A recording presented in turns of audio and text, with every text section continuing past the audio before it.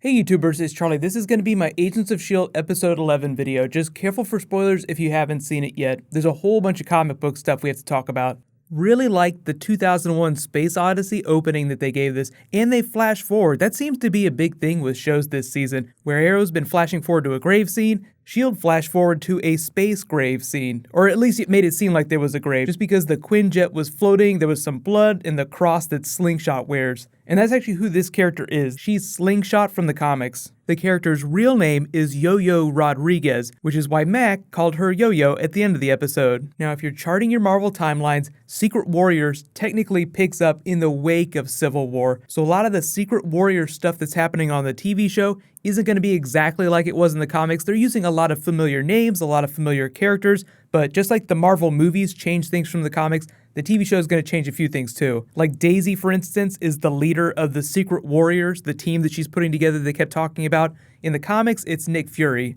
I feel like I'm breaking format here, so let's do top 5 WTF, and I'll explain all the comic book Easter eggs as we go along. There's a bunch more stuff. So number 5 WTF, Coulson is totally okay torturing Junior Von Strucker, and I'm all on board for it. I totally hated this character. I love the idea that Baron Von Strucker from the movies had a son that he tried to keep away, total Godfather style. He got swept up in his father's world anyway. And I love the password, "We went to Princeton together." I guess all the writers on Agents of S.H.I.E.L.D. went to Harvard or something, but that's always a joke. The Simpsons did it too all the time because a lot of the Simpsons writers also wrote on the Harvard Lampoon, and it's just a stupid, funny in-joke for one Ivy League college to make fun of another Ivy League college. It seems like they got what they needed out of him, but they might still keep him around. He's still alive, but he keeps yelling, kill me, just kill me, kill me, kill me. He's semi-conscious, but I did love the way they used Luke's powers to jack his brain. One thing they did really well in this episode was make good use of their Inhumans, people with powers, like the assault on the police station, which is actually one of my other WTFs, but it's a little bit higher on the list.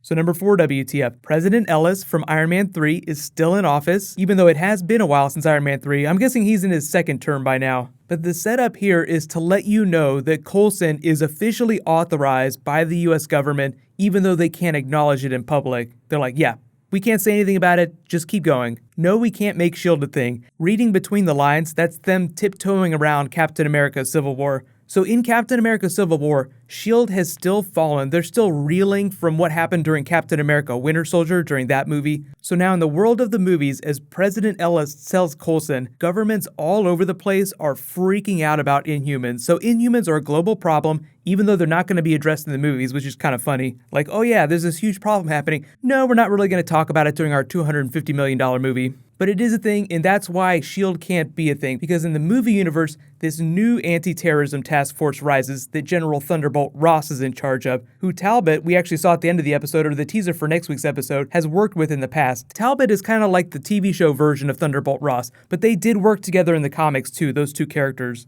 Number 3 WTF, the police kill Slingshot's cousin in cold blood and steal the weapons. Just another setup for Captain America Civil War. Is that, people wearing uniforms are just as bad sometimes as the villains, without overtly having to be Hydra or even be associated with them. They're terrible people no matter what. Good Inhumans, bad Inhumans. The bad ones, as we've seen, are going to be co-opted by Gideon Malik and Hydra. Coulson ended the episode with that really awesome quote, "We found a bunch of good Inhumans," but that makes me wonder what Hydra has, which of course threw to the Ward scene. But number 2 WTF, assault on the police station. This is how Agents of S.H.I.E.L.D. needs to be. Inhumans using their powers creatively together. Example, because Slingshot's range is limited to 1 heartbeat, unless they were to slow her heartbeat down, she wouldn't be able to go for longer distances.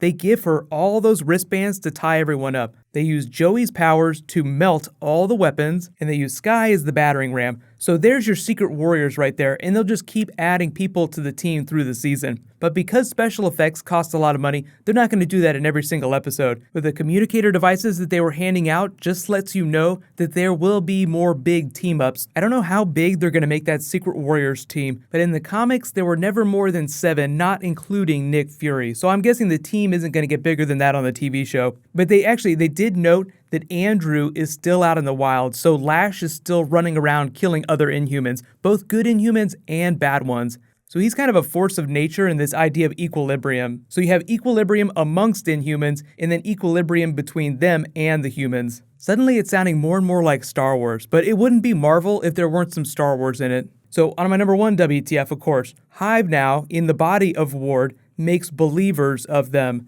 So I think what they're doing with his powers is it's going to be some spore that allows him to control the minds of other people. So when he says make a believer of him, he probably means it in a literal way, as in he's going to force his will upon this other inhuman. In the comics, Hive also has a similar ability. It's just that it's like big tentacled looking things that attach themselves to people. That's how he controls them. When Hive says that he's getting back to full strength, eating all that raw meat and watching the Hydra highlight reels, he's probably just going to be able to spread his spores more fully, like across an entire city. So imagine you get this big battle at the end of the season between the Secret Warriors and Hydra's Inhumans. Hive's ability would allow him to control everyone, no matter whose side that they're on. So that's what he means when he's talking about getting back to full strength. Let me know in the comments though, what was your favorite moment from the episode, and what do you think is going to happen with Hive versus Secret Warriors? Do you think that he's going to end up mind controlling Daisy and all the Secret Warriors too? How are they going to take him down? Because he could just inhabit someone else's body. That's all he needs to do. It's not like he's permanently trapped in Ward's body.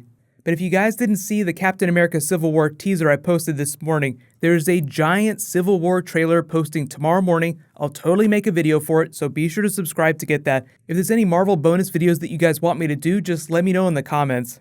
And I know I didn't talk about Fitz and Simmons too much, but I really do like what they're doing with those characters. I do like the direction that is headed. While you guys wait for my next video to post, you can click here for that Captain America Civil War teaser, and you can click here for the Game of Thrones Red Band trailer. Thank you so much for watching, everybody. Let's high five. I'll see you guys tonight.